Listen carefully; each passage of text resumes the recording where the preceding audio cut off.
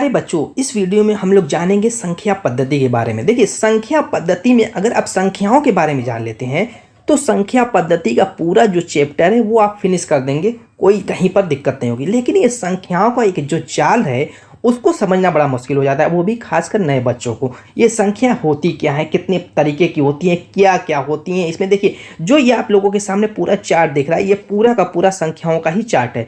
लेकिन ये देखने में जितना जटिल लग रहा है दोस्तों, हम उतने ही आसानी से इसको समझेंगे।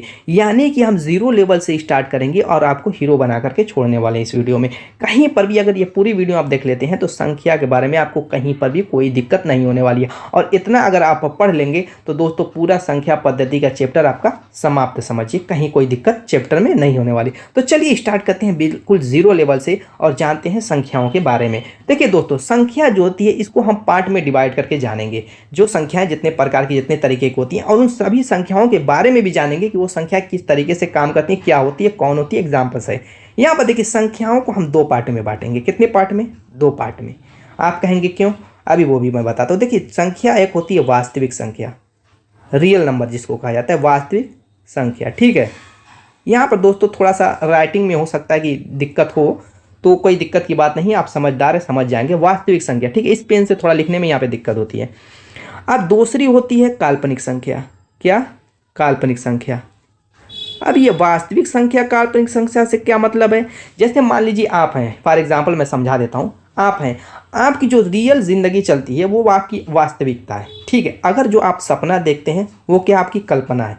तो इसी तरीके से संख्याओं में भी एक काल्पनिक संख्या होती है और एक वास्तविक संख्या होती है। मेन हमारा काम इस वास्तविक संख्या से ही होता है, काल्पनिक संख्या का काम हमें इंटर में मिलेगा। लेकिन यहाँ पर जानेंगे वो उस संख्या के बारे में। तो चलिए पहले काल्पनिक संख्या के बारे में ही जान लेते हैं। देखिए, काल्पनिक संख्या जो होती है जिसको हम कल्पना करते हैं, उसमें आती है मिश्रित संख्या। क्या आती है? मिश्रित संख्या, यानी इसको कहते हैं कॉम्प्लेक्स नंबर इंग्लिश में। ये आती है मिश्रित संख्या। ठीक है, यहीं पर ख़त्म हो जाता है मामला। इस मिश्रित संख्या में काल्पनिक संख्या और वास्तविक संख्या मिला करके मिश्रित संख्या को बनाया जाता है। इसका जो रूप होता है वो होता है a + ib। जो a होती है ये काल्पनिक वास्तविक संख्या होती है, यानी एक ही जगह आप एक से लेकर के अनंत तक की संख्या लिख सकते हैं। जैसे 9 मैंने एक ही जगह लिख दिया। अब प्लस ib, b की जगह भी जो है वास्तविक संख्या ली जाएगी। जैसे i10 लिख देता हूँ मैं। अब ये आई वाला बड़ा मैटर है। आयु को आयोटा कहते हैं। क्या? आयोटा। अब आयोटा जो है आई बराबर होता है √-1। सारी चीज़ें दोस्तों जानेंगे, कुछ भी आपके दिमाग में कन्फ्यूजन नहीं रखने दूंगा। ठीक है, आई होता है, आई बराबर होता है अंडर रूट यानी कड़ी के अंदर -1। इस मान को हम कहते हैं आई के रूप में लिख देते हैं। यही जो होती है यही इमेजिनरी पार्ट होता है, यानी कि यही इसको कि क्या बनाता है? काल्पनिक संख्या बना देता है। आई के जुड़ने की वजह से ये संख्या i10 जो है ये काल्पनिक बन जाती है, इसीलिए इसको काल्पनिक संख्या के अंतर्गत रखा जाता है। ये IB वाला जो पार्ट है, समझ में आ गया इतना? चलिए, अब काल्पनिक संख्या का हमें कोई मतलब नहीं है, बस इतना ही इसमें जानना था, ज़्यादा नहीं। ज़्यादा जानना है हमें वास्तविक संख्या के बारे में। देखिए, वास्तविक संख्याओं के अंतर्गत दो संख्याओं में आती हैं जिसको आप अच्छी तरीके से जानते होंगे। नहीं जानते तो भी कोई दिक्कत नहीं, मत सोचिएगा मैं बताऊँगा नहीं। देखिए, वास्तविक संख्या के अंतर्गत आती है परिमेय संख्या। क्या? परिमेय संख्या। ठीक, और दूसरी आती है आपकी अपरिमेय संख्या, रेशनल नंबर, इर्रेशनल नंबर। ठीक, अपरिमेय संख्या। अब ये परिमेय संख्या क्या है, अपरिमेय संख्या क्या है, इसके बारे में जानने के लिए हम न्यू पेज लेंगे। देखिए, परिमेय संख्या जो होती है, परिमेय संख्या, इसकी परिभाषा क्या होती है? कौन सी संख्याएं परिमेय संख्या कहलाती? वे संख्याएं जिनको p/q के रूप में व्यक्त किया जा सके। वे संख्याएं जिनको p/q के रूप में व्यक्त किया जा सके, उन संख्याओं को परिमेय संख्या कहते हैं। बस इतनी सी परिभाषा है। एक चीज़ और उसमें कंडीशन लगा देंगे, जहां q ≠ 0। क्यों भाई q ≠ 0 क्यों होना चाहिए? क्यों ऐसा होना चाहिए? अब p/q क्या होता है? वे संख्या जिनको p/q के रूप में व्यक्त किया जा सकता है उनको परिमेय संख्या कहते हैं, जहां q ≠ 0। अब ये p/q क्या चीज़ है कि p/q क्या चीज़ है, बताइए आप, वो भी तो जानना जरूरी है। देखिए, ये एक भिन्न के रूप में लिखा हुआ है। इससे तात्पर्य यही है कि ये भिन्न है। क्या है? जिन संख्याओं को भिन्न के रूप में हम बदल सकते हैं वे परिमेय संख्या कहलाती है, जहां q ≠ 0। q ≠ 0 का मतलब जैसे ऊपर का अंश है आप जानते हैं और नीचे का हर होता है। तो हर की वैल्यू जो है, हर की वैल्यू कभी भी यानी q की वैल्यू ज़ीरो नहीं होनी चाहिए। अगर q की वैल्यू दोस्तों ज़ीरो हो जाएगी, आप जानते हैं, नहीं जानते तो जान लीजिए, किसी भी संख्या में अगर हम ज़ीरो से भाग देंगे तो अनंत आएगा, अनडिफाइंड हो जाएगा, अनंत आ जाएगा। तो इसीलिए q की वैल्यू हम ज़ीरो नहीं रख सकते। तो परिमेय संख्या समझ में आ गई। अब कहेंगे एग्जाम्पल दीजिए, जाहिर सी बात एग्जाम्पल भी होना चाहिए। जैसे मान लीजिए कि 1 है, आप कहेंगे क्या परिमेय संख्या है? मैं कहूँगा कि हाँ बिल्कुल परिमेय संख्या है। तो आप कहेंगे कि 2, मैं कहूँगा बिल्कुल। आप कहेंगे तो p/q के रूप में है नहीं, ये तो सिर्फ नॉर्मल संख्या दी हुई है। दोस्तों 1 को क्या 1/1 नहीं लिख सकते? तब भी तो 1 ही आएगा। तो यहाँ पर दोस्तों 1/1 क्या है? भिन्न के रूप में इसको बदल सकते हैं कि नहीं बदल सकते? 1/1 क्या हो गया? भिन्न हो गया। अब यहाँ पर चूंकि q बराबर 1 है, 0 नहीं है, यहाँ पर p बराबर भी 1 है, q बराबर भी 1, ऐसे 2 है, 2 को 2/1 नहीं लिख सकते? बिल्कुल लिख सकते। तो इसको भी हमने भिन्न के रूप में बदल दिया कि नहीं बदल दिया?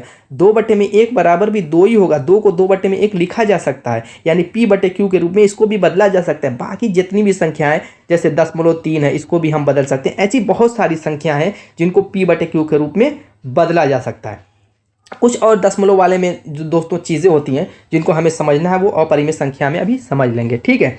चलिए अब जानते हैं अपरिमेय। इसमें तो कोई कंफ्यूजन हम रह गए नहीं गई होगी, कोई दिक्कत तो होगी नहीं। चलिए अपरिमेय संख्या के बारे में जान लेते हैं। देखिए अपरिमेय संख्या कौन सी संख्या होती है?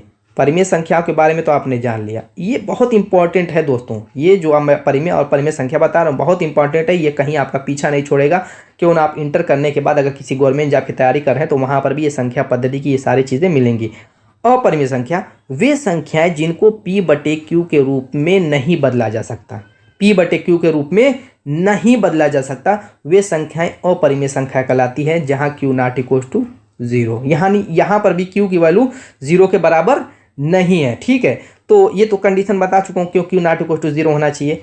अब यहाँ पर p/q के रूप में नहीं बदला जा सकता, तो ऐसी संख्या कौन सी हैं जिनको अपरिमेय संख्या है?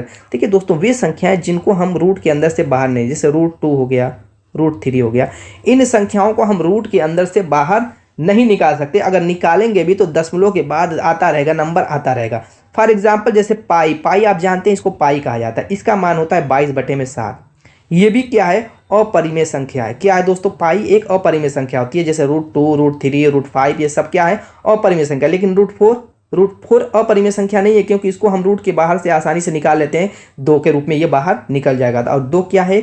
परिमेय संख्या है। तो ये भी पूछता है कि परिमेय संख्या कौन सी है, अपरिमेय संख्या कौन सी है। तो ये सारी तरीके मालूम रहेंगे तभी आप निकाल पाएंगे। अब चूंकि यहाँ पर पाई कैसे आपको प्रूफ करेंगे कि पाई जो है एक अपरिमेय संख्या, तो यहाँ पर अगर हम भाग देते हैं, जैसे सिंपल तरीका जो भाग देने का ऐसे ही दे लेते हैं, जैसे 22 है 7 से भाग देंगे तो आप कहेंगे कि 7 तिरिक 21, 3 बार जाएगा, उसके बाद 1 बचेगा, दशमलव लगाएंगे, 0 लगा देंगे तो 1 बार जाएगा, 7 × 7 दोस्तों कितना आया? 3 आया, फिर 0 लगाएंगे, अब 7 चौको 28, 4 बार जाएगा, फिर दोस्तों कितना आया? इसमें 2 आ जाएगा, फिर 0 लगाएंगे तो 7 दूना के 14 हो जाएगा, ठीक। उसके बाद 6 आएगा, उसके बाद फिर 0 लगा देंगे, 7 बाड़े 56 हो जाएगा, फिर दोस्तों 4 आएगा, फिर 0 लगा देंगे तो 7 × 5 = 35 हो जाएगा। यानी कहने का तात्पर्य ये है कि ये जो आता रहेगा, कभी भी खत्म नहीं होगा, ये जाता चलाएगा। दशमलव के बाद वाला जो प्रसार होगा वो क्या होगा? खत्म नहीं होगा। तो वे संख्याएं जो दशमलव के बाद वाला जो प्रसार वो खत्म ना हो, वो सभी की संख्याएं अपरिमेय संख्या कैटेगरी में आती हैं। जैसे √2 का जब निकालते हैं आप वर्गमूल, तो वो भी दशमलव के बाद आता रहेगा, खत्म नहीं होगा। इसी तरीके से, ठीक है। वर्गमूल निकालने का तरीका अगर मालूम है तो निकाल करके चेक कर लिए, नहीं मालूम तो दोस्तों मैंने वीडियो बनाई, चैनल पेज पे जाएंगे, वहाँ पर देखने को मिल जाएगा कैसे वर्गमूल निकालते हैं, उस तरीके से आप निकाल के चेक कर सकते हैं। तो आपको पता चल गया अपरिमेय संख्या जिनको p/q के रूप में नहीं बदला जा सकता, जहाँ q नॉट इक्वल टू 0। जैसे एग्जाम्पल भी दे दिया, √2, √3, √5, √4। अब पाई बराबर 22/7, ये भी आपकी अपरिमेय संख्या होती है। चलिए अब आपने जाना ये चीज़ों के बारे में परिमेय। अब यहाँ पर दोस्तों अपरिमेय संख्या का काम यहीं पे समाप्त हो जाता है, लेकिन परिमेय संख्या का काम यहाँ पे समाप्त नहीं होता, बल्कि इसको भी हम कैटेगरी में बांटेंगे, 2-3 कैटेगरी में। किसमें? 2 कैटेगरी में इसको भी बांटेंगे। चलिए उसके लिए न्यू पेज ले लेते हैं और यहाँ पर परिमेय संख्या का हम प्रकार बनाते हैं। परिमेय संख्या, क्लियर? परिमेय संख्या को हम दोस्तों 2 कैटेगरी में बांटेंगे। वो 2 कैटेगरी कौन कौन सी है? एक होती है दोस्तों पूर्णांक, ठीक, और दूसरा जो हो जाएगा वो होता है भिन्न। एक पूर्णांक और एक भिन्न तो आप जानते हैं, अभी बता चुका हूँ, p/q वाला जो हिसाब किताब था वही भिन्न है। जैसे 3/2 हो गया, 2/3 हो गया, 7/2 हो गया। ये सारे भिन्न जो होते हैं ये परिमेय संख्या के अंतर्गत आते हैं, क्योंकि इनको p/q के रूप में ऑलरेडी बदला हुआ है, इनको तो बदलना भी नहीं है, ये तो बदला हुआ। और परिमेय संख्या के बारे में अभी आपको मैं बता चुका हूँ, जिनको p/q के रूप में बदला जा सकता है, तो ये तो ऑलरेडी बदले हुए तो वैसे ही परिमेय संख्या हो गई। या दशमलव वाली भी संख्या, भिन्न के अलावा आप दशमलव पर भी लिख सकते हैं, भिन्न या दशमलव संख्या, भिन्न या दशमलव संख्या भी यहाँ पर लिखा जा सकता है, क्योंकि दशमलव वाली जो संख्या है जैसे 0.34 हो गया, दशमलव जिनका प्रसार एक स्थान तक रुक जाए, जैसे यहाँ तक, इस तरीके से हो, या ऐसी संख्या हो जो बार बार कुछ अंकों को रिपीट करती रहे, 0.76666, भले अनंत तक क्यों न जाए, ऐसी भी संख्या क्या होती है दोस्तों, परिमेय संख्या के अंतर्गत आती है। इनका भी तरीका आगे वीडियो में सीखेंगे, इसके लिए अलग से एक वीडियो बनानी पड़ेगी, बस इतना आज जानिए। अब यहाँ पर ये तो भिन्न हो गया, भिन्न के बारे में आपने जान लिया, दशमलव के बारे में भी आप जान लिया। अब कहेंगे कि ये दशमलव वाली संख्या को कैसे p/q के रूप में क्यों नहीं बदल सकते, 0.34 है तो क्या ये 34/100 नहीं लिख सकते? आपको पता है दशमलव हटाते हैं तो जितने अंक के बाद दशमलव रहता है अपना 0 लगा देते हैं नीचे, देखिए 2 अंक के बाद था 100 बना दिया, p/q के रूप में नहीं कन्वर्ट हो गया काम खत्म। चलिए अब इसको काट भी सकते हैं, काट पीट करके अपना जितना हो मिनिमम उसको ला सकते हैं। अब पूर्णांक की बारी आती है, तो पूर्णांक दोस्तों बनता कैसे है? पूर्णांक को 3 कैटेगरी में बांटेंगे। पूर्णांक आप जानते हैं दोस्तों कि जो ऋणात्मक संख्याएं होती हैं, कौन सी ऋणात्मक संख्याएं, उनको, और जो धनात्मक होती हैं उनको, और जो 0 होता है उसको, इन 3 को मिला करके पूर्णांक बनता है। 3 को मिला करके पूर्णांक बनता है। इतना तो क्लियर है कि नहीं क्लियर है? यहाँ कोई डाउट नहीं होना चाहिए। धनात्मक संख्याओं का मतलब 1 2 3 डॉट डॉट डॉट इन्फिनिट तक संख्याएं जो हो, अनंत तक। ऋणात्मक का मतलब -1 -2 डॉट डॉट डॉट इन्फिनिट तक संख्याओं। तो इन 0 1 2 3 infinite, -1 -2 dot dot dot infinite, ये सभी संख्याएं जब मिलती हैं तो वो पूर्णांक का निर्माण करती हैं। किसका दोस्तों? पूर्णांक का निर्माण करती हैं।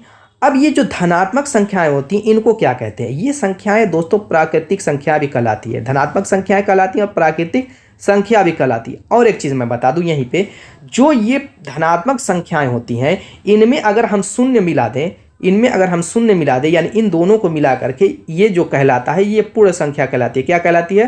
पूर्ण संख्या कहलाती है। पूर्ण संख्या कहलाती है। आप जानते हैं कि इसको z से दर्शाते हैं और कहीं कहीं w से भी दर्शाते हैं, होल नंबर, कहीं z से भी दर्शाते हैं, और पूर्णांक इंटेजर यानी i से दर्शाया जाता है। इसको समझ में आ गया? यहाँ पर धनात्मक संख्याएं जो 1 से लेकर के अनंत तक होती हैं वो, और शून्य संख्या, इन दोनों को मिलाने पर पूर्ण संख्या का निर्माण होता है। किसका निर्माण होता है? पूर्ण संख्या का निर्माण होता है। और इसमें जब ऋणात्मक संख्या पूर्ण संख्या में मिलाई जाती है तो वही पूर्णांक का निर्माण हो जाता है। इतना क्लियर हो गया? अब चलिए एक चीज़ और जानते हैं। अब इस धनात्मक संख्या को उठाएंगे। इतना जान के परिमेय संख्या को पूर्णांक, और फिर पूर्णांक को 3 पार्ट में बांटा गया है। अब ये धनात्मक संख्या जो होती है उनको भी हम 4 पार्ट में बांटेंगे। कितने पार्ट में दोस्तों? 4 पार्ट में धनात्मक संख्याओं को बांटेंगे। चलिए बांट लेते हैं। तो ये आपकी हो गई धनात्मक संख्या, ठीक। अब ये धनात्मक संख्याओं को 4 पार्ट में जो बांटा गया वो किन किन पार्टों में बांटा गया? कौन कौन सी संख्याएं होती है भाई धनात्मक संख्या? देखिए धनात्मक संख्याओं को एक होता है अभाज्य संख्या। क्या? अभाज्य संख्या। अभाज्य संख्या कौन सी संख्या होती है? अभाज्य संख्या कौन सी संख्या होती है? देखिए दोस्तों, वो संख्याएं जो खुद से कटें और 1 से कटें, वे सभी संख्याएं अभाज्य संख्या कहलाती है। क्या? जो खुद से कटें और 1 से कटें। फॉर एग्जाम्पल जो है यहाँ पर 2 हो गया, 3 हो गया, 5 हो गया, 7 हो गया। 4 नहीं आएगा, क्योंकि 4 जो है दोस्तों 4 से भी कटेगी, 2 से भी कट जाएगी, ठीक है, 1 से भी कटेगी। मैंने क्या कंडीशन बताई? अभाज्य संख्या की, प्राइम नंबर की, इसको प्राइम नंबर कहा जाता है इंग्लिश में, कि खुद से कटे, यानी 2 से कटेगी और 2 जो है 1 से कटेगी। इसके अलावा किसी तीसरे नंबर से कटेगी 2 नहीं कटेगी। ऐसे 3 से कटेगी, 1 से कटेगी। यानी ये जितनी संख्याएं हैं खुद से कट रही हैं और 1 से कट रही हैं, इतनी संख्याएं, ये सभी की संख्याएं क्या होती हैं? प्राइम नंबर यानी कि अभाज्य संख्या कहलाती है। जैसे 7 के बाद आपका दोस्तों 11 आएगा, 11 के बाद 13 आएगा, 13 के बाद 17 आएगा, उसके बाद 19 आएगा, उसके बाद 23 आएगा। इस तरीके से दोस्तों आप बढ़ते रहेंगे। 24 25 तो नहीं आएगा, 26 भी नहीं आएगा, 27 28 29 आएगा। इस तरीके से ये संख्याएं बढ़ती रहती हैं। यानी कि ये जितनी भी संख्याएं आपके सामने दिखेंगी जो खुद से कट रही हो या 1 से कट रही हो वो अभाज्य संख्या कहलाती हैं। ये सारी की सारी धनात्मक संख्याओं के अंतर्गत आती हैं। आप कहेंगे 1 भी तो है, 1 को आपने रखा नहीं, 2 से स्टार्ट किया। देखिए ये सवाल आपके माइंड में सवाल उठना चाहिए, 1 भी तो है तो क्या ये अभाज्य से? ये भी तो 1 ही से कट रही है, नहीं, अभाज्य संख्या नहीं। देखिए 1 जो है सिर्फ 1 से कटेगी और किसी से कट रही है नहीं, ना कट रही है, खुद से कट रही है। हालांकि कंडीशन हो चाहिए 2 संख्याओं से कटे, किससे कटे? दो संख्याओं से, एक से खुद से कटे और एक से कटे, तो ये खुद ही एक है। और दूसरा ये वजह भी है इसके अभाज्य न होने का कि ये पूर्ण वर्ग संख्या होती है। रूट के अंदर अगर एक है तो इसको बाहर निकालेंगे तो ये निकल जाएगी, लेकिन ये जो संख्याएं हैं 2 3 5 इसको रूट के अंदर देखिए निकाल करके वो निकलेंगी नहीं निकलेंगी। जो ही इनको रूट के अंदर डाल देंगे ये क्या बन जाएंगी? अपरिमेय संख्या बन जाएगी। परिमेय संख्या नहीं रह जाएंगे, ये अपरिमेय संख्या बन जाएंगी। क्लियर हो गया अभाज्य संख्या। अब यौगिक संख्या। यौगिक संख्या जिस तरीके से आप केमिस्ट्री में यौगिक के बारे में जानते हैं उसी तरीके से ये भी यौगिक है। ठीक है, तो यौगिक क्या होता है? परमाणु अणुओं के मतलब कॉम्बिनेशन से जो मिल करके बने होते हैं। फॉर एग्जांपल मान लीजिए कि C है प्लस O है। ठीक है, जब ये मिलते हैं CO2 लिख लीजिए, C+2O, तो ये क्या किसका निर्माण करते हैं? कार्बन डाइऑक्साइड का निर्माण करते हैं। इसी तरीके से H है प्लस 2O है तो ये जल का निर्माण करते हैं। तो ये H2O क्या हो गया? ये यौगिक हो गया। यानी कि जब कार्बन के एक परमाणु और ऑक्सीजन के 2 परमाणु मिले तो यौगिक का निर्माण किए। इसी तरीके से संख्याओं में भी यौगिक संख्याएं होती हैं। आप कहेंगे कैसे? जैसे मान लीजिए कि वे संख्याएं जो 2 पार्ट में टूट जाएं, फॉर एग्जांपल जैसे 6 है, ये यौगिक संख्याएं क्योंकि ये 2 और 3 से मिल करके बनी है। 2 और 3 से मिल करके बनी है, इसीलिए इसको यौगिक संख्या कहते हैं। इसी तरीके से दोस्तों आपकी जैसे मान लीजिए 12 हो गया या 18 हो गया, इस तरीके की संख्याएं जो पार्ट में डिवाइड हो सके वो यौगिक संख्या कहलाती हैं। एग्जाम्पल देकर के मैंने बताया, समझ में आ गया होगा, कोई दिक्कत नहीं होगी। अब चलिए, अब यहाँ पर तीसरा नंबर आता है सम संख्या का, सम संख्या का, और चौथा नंबर आता है विषम संख्या का। अब ये सम संख्या और विषम संख्या क्या है ये तो आपको पता है। सम संख्या वे संख्या होती है जो 2 से डिवाइड हो जाए, 2 से काटने पर कट जाए। फॉर एग्जांपल 2 हो गई, 4 हो गई, 6 हो गई, 8 हो गई, 10 हो गई, 12 हो गई, ये सभी की सभी संख्या क्या है? सम संख्या, क्योंकि सभी को देखिए 2 से आप काट सकते हैं। 2 को 2 से काट लीजिए, 4 को 2 से काटिए, 6 को 2 से काटिए, 8 को 2 से काटिए, 10 को 2 काट, सब क्या होंगे? 2 से कटेंगे कि नहीं कटेंगे? तो ये सभी संख्या क्या हो जाएंगी? सम संख्या हो जाएंगी। और सम संख्या दोस्तों देखिए जितनी भी प्राकृतिक संख्या होती हैं जैसे 1 2 3 उसमें एक छोड़ एक आती हैं। अब विषम संख्या क्या होती है? विषम संख्या देखिए वो संख्याएं होती हैं जो 2 से न कट सके। फॉर एग्जांपल 1 हुई, 3 हुई, 5 हुई, 7 हुई और 9 हुई, ये जो संख्याएं बढ़ेंगी आगे डाट डाट करके, ये सभी की सभी विषम संख्याएं होती हैं। तो दोस्तों ये था इतना संख्याओं का पूरा आपका डाटा ब्यौरा जो आप लोगों के सामने मैंने प्रेजेंट किया। तो उम्मीद है कि सारी चीज़ें आपको समझ में आ गई होगी। अगर आपको पहला चैप्टर या और भी कोई क्लास 9 का जो भी आपको चैप्टर मुश्किल लगता हो या क्लास 10 का, 11 का, 12 का, जो भी आप चाहते हैं XYZ, तो दोस्तों कमेंट करेंगे तो मैं इस पर वीडियो बना दूंगा और मिलेंगे उसी वीडियो में। तब तक के लिए बाय बाय।